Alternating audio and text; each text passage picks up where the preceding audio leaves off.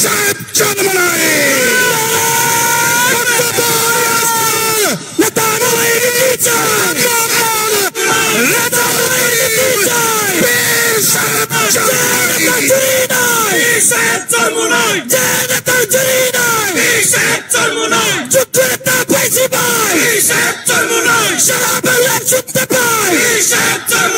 সংসদে দেখতে চাই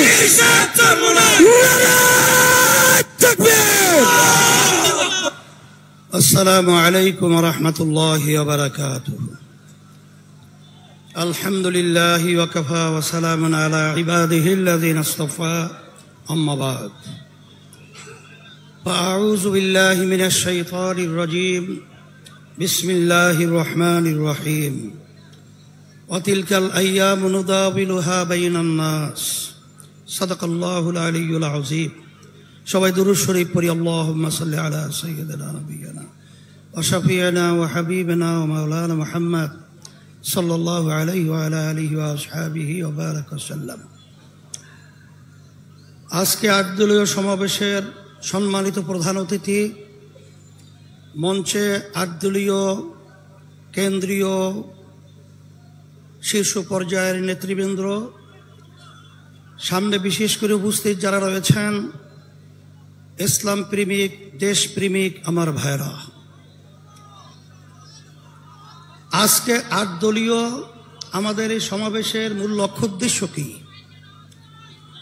আমাদের যে 5 দফা দাবি বাস্তবায়নের জন্য আজকে আমরা বিভাগীয় পর্যায়ে আজকে আপনাদের এই ঐতিহ্যবাহী সিলেট আলিয়া মাদ্রাসার মাঠে আজকে আমাদের শেষ সমাবেশ। আজকে এই সমাবেশের মাধ্যমে সারা বাংলাদেশের ভিতরে আজকে প্রমাণিত হয়েছে যে আজকে বাংলাদেশের মানুষ আমাদের যে দাবিগুলো ছিল 5 দফা, সেটার পক্ষে প্রমাণিত হয়েছে। আমাদের এই দাবিগুলো নিয়ে আজকে আমরা রাস্তায় নামলাম কেন? এর মূল লক্ষ্য উদ্দেশ্য হল 5ই আগস্ট 2024 হাজার হাজার মায়ের কোল যে সন্তান হারা হলো, অনেকে চক্ষু হারিয়েছে, পঙ্গু হয়েছে। আপনাদের ঐতিহ্যবাহী সিলেট থেকে জনপ্রিয় নেতা ইলিয়াস আলী সাহেব গুম হলো, আর ফেরত আসেনি, আর কোনোদিন আসবে বলে মনে হয় না। কিন্তু আজকে দুঃখের মধ্যে বলতে হয় যে জাহান্নামের আগুন এত তেজ হবে, এক অংশ আর এক অংশকে খেয়ে ফেলবে। আজকে বাংলাদেশের মধ্যে 53 বছর পর্যন্ত যারা আমাদেরকে জিম্মি করে রেখেছিল, তাদেরও চরিত্র আজকে আমরা দেখেছি যে তারা তাদের নিজেদের কাছে নিজেরা নিরাপদ নয়। আজকে তারা নিজেরা নিজেদেরকে খেয়ে ফেলছে। আমার দুঃখ হয় যে আজকে এত গুম হলো, এত খুন হলো, লক্ষ লক্ষ দলীয় নেতা কর্মী যুগ যুগ পর্যন্ত তাদের জীবনকে বিপন্ন করল জেলের মধ্যে। আমাদের দাবি ছিল জুলাই 5ই আগস্টের অভ্যুত্থান আমাদের দেশে প্রয়োজনীয় দেশকে সুন্দর করার জন্য সংস্কার হবে। এই খুনিদের, গুমিদের, টাকা পাচারকারীদের দৃশ্যমান বিচার হবে। এরপরে লেভেল প্লেইং ফিল্ড, নির্বাচনের পরিবেশ তৈরি হবে। কিন্তু আমরা দেখে হতবাক, আজকে সংস্কারের ব্যাপারে বাধা, আজকে দৃশ্যমান বিচারের ব্যাপারে বাধা, আজকে নির্বাচনের জন্য যারা পাগল হয়ে গেছিল, আজকে যখন তারা দেখেছে আজকে বাংলাদেশের জনগণ ফ্যাসিস্টদের পক্ষে এবং জালেম চাঁদাবাজদের পক্ষে নয়, ওদের বিরুদ্ধে অবস্থান করেছে। এখন ওরা পাগল হয়ে গেছে আজকে নির্বাচনকে আবার পিছাবার জন্যে। কিন্তু আমরা পরিষ্কার বলবো, রাশি যখন বামে ঘোরে তখন যত পরিকল্পনা সব বামেই যায়।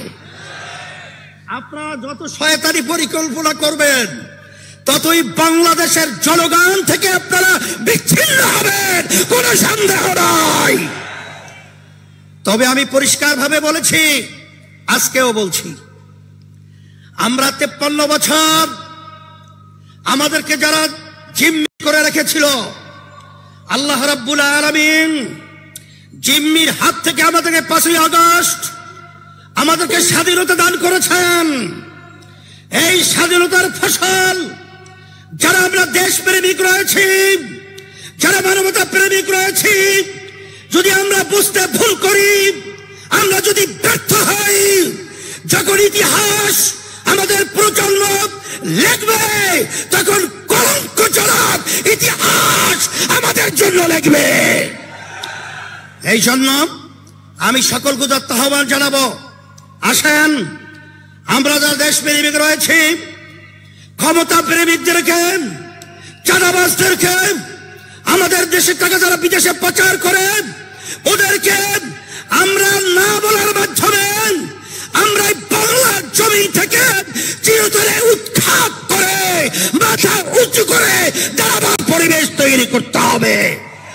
সেই হিসাবে আপনারা রোদ্রের মধ্যে আজকে কষ্ট করে উপস্থিত হওয়ার জন্য আমি আমাদের সকলের পক্ষ থেকে উদাত্ত আবার ধন্যবাদ জানাচ্ছি এবং সেই দিন সেই সময়ের অপেক্ষা রয়েছি যেদিন এই বাংলাদেশের মধ্যে আবার সোনালী সূর্য উদিত হবে এবং ফেসিবাদ নিবাদ যাবে, চাঁদাবাদ নিবাদ যাবে, খুনিরা নিবাদ যাবে, দেশপ্রেমিকরা বিজয় লাভ করবে। সকলকে ধন্যবাদ জানিয়ে আমি আমার আলোচনা শেষ করছি। ওয়া আখিরু দাওয়ানা আলহামদুলিল্লাহ।